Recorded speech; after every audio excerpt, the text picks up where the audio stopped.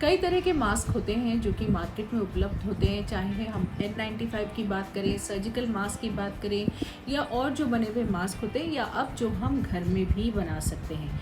Mask का काम यही होता है, जब हम उसे नाक और मुंह पर लगाते हैं तो वो हमारा जो रेस्पिरेटरी सिस्टम है, यानी कि जहाँ से हम सांस अंदर लेते हैं और जब हम सांस अंदर लेते हैं तो बाहर की हवा अंदर जाती है, तो उस हवा में जो भी इस तरह के कण हों जो कि हमारे शरीर के लिए हानिकारक हो सकते हैं, चाहे वो साइज़ में बड़े हैं या वो जैसे कीटाणु वगैरह हैं, उन सबको रोकने का काम करती है। तो मास्क का काम यही है कि बाहर से जो इन्फेक्शन पार्टिकल्स हैं, जैसे कि बैक्टीरिया हैं, वायरसेस हैं, उनको अंदर ना जाने दे हमारे रेस्पिरेटरी सिस्टम में।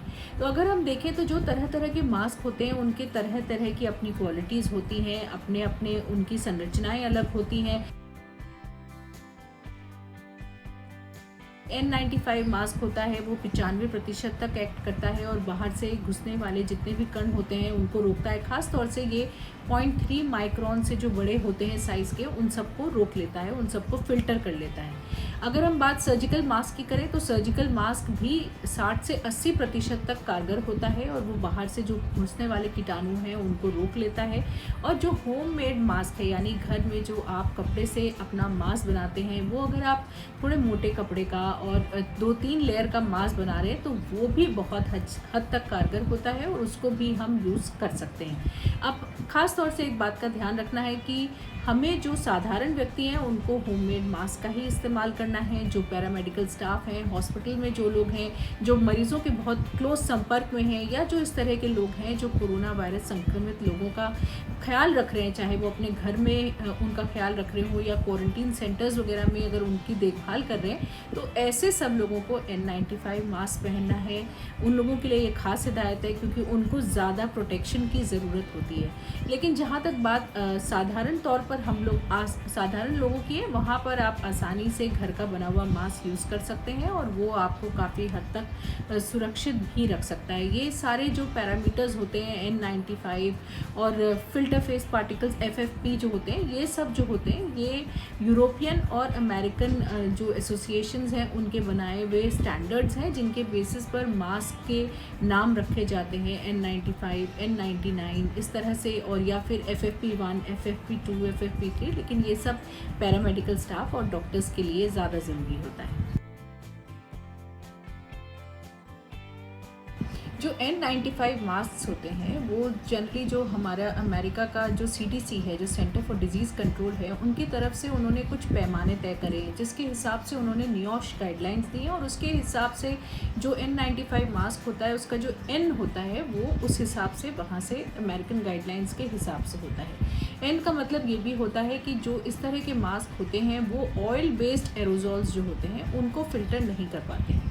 वैसे जो ये मास्क होते हैं इनकी काफ़ी अच्छी कैपेसिटी होती है, क्योंकि ये 0.3 माइक्रोन से छोटा भी कोई पार्टिकल होगा तो उसको भी ये फ़िल्टर कर लेते हैं। तो उसके आसपास 0.3 माइक्रोन के आसपास ये सारी फ़िल्टरिंग करते हैं और ऐसे ही इसलिए ये जो बैक्टीरियाज़ और वायरसेस होते हैं उन सबको भी फ़िल्टर करने में काफ़ी सक्षम होते हैं।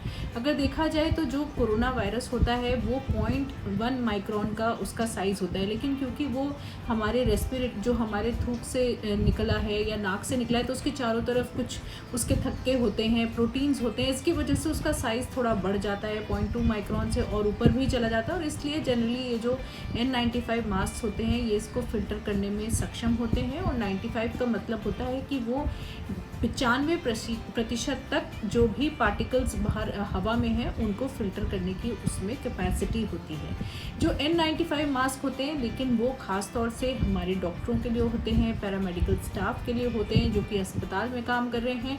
आम व्यक्ति को इन मास्क को नहीं यूज़ करना है। और N95 मास्क जो होता है उसकी जो लाइफ होती है वो 8 घंटे की होती है और उसके बाद अगर हम इस तरह के किसी मास्क को अगर हम उसको सैनिटाइज़र से क्लीन करने की, अल्कोहल से क्लीन करने की कोशिश करें तो उसके बाद उस मास्क की जो क्षमता होती है वो बहुत घट जाती है, 37% तक कम हो जाती है। और अगर हम उसको पानी से, साबुन से धोने की कोशिश करें तो भी वो मास्क फिर असरदार नहीं रहता। 21% तक उसकी जो क्षमता होती है वो ख़त्म हो जाती है। इसीलिए जो N95 मास्क होते हैं, क्योंकि उनमें इलेक्ट्रोस्टैटिक फाइबर्स होते हैं और उसकी वजह से जो उसकी संरचना होती है वो उन फाइबर्स की वजह से होती है। इस वजह से जो भी वो काम करता है वो फाइबर्स की वजह से ही उसमें वो क्वालिटी होती है। इसलिए इसको धोना या इसको दूसरी तरह से सैनिटाइज़ नहीं करना चाहिए। ये 8 घंटे तक के लिए ही यूजेबल होता है, उसके बाद हमें चेंज करना चाहिए अपना N95। और इसको जनरली माइक्रोवेव या जो हमारे हॉस्पिटल के दूसरे प्रोसीजर्स होते हैं ऑटोक्लेव वगैरह, उनके द्वारा इसको स्टरलाइज़ किया जाता है, लेकिन ये आम व्यक्ति को नहीं करना होता है। ये सब बड़े बड़े हॉस्पिटल सेटअप्स वगैरह में ही होता है। तो अभी के लिए आप यही मान के चलें कि N95 मास्क जो होते हैं वो डॉक्टर्स और पैरामेडिकल स्टाफ के लिए है और वो 8 घंटे तक ही अच्छा रहता है, उसके बाद उसकी क्षमता घटती जाती है।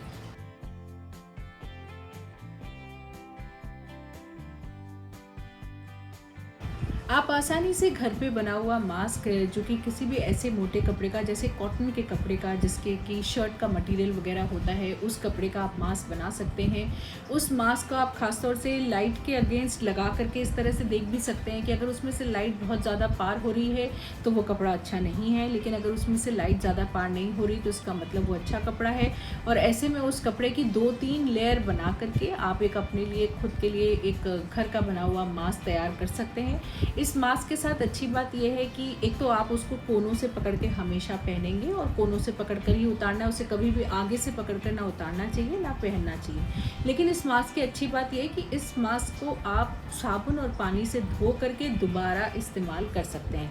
तो आप आसानी से अपने मास्क को जिसको आपने दिन भर यूज़ किया है उसको बाद में साबुन और पानी से धो लीजिए, उसे अच्छे से सुखा लीजिए और उसके बाद आप दोबारा उसका इस्तेमाल कर सकते हैं। अगर आपने 1 हफ्ते भी मान लीजिए कि अगर आपने कोई मास्क को यूज़ किया है तो उसके बाद आप एक नया मास्क बना सकते हैं, उसको यूज़ कर सकते हैं। तो इस तरह से आप मास्क भी कुछ समय के बाद चेंज करके नया मास्क बना सकते हैं।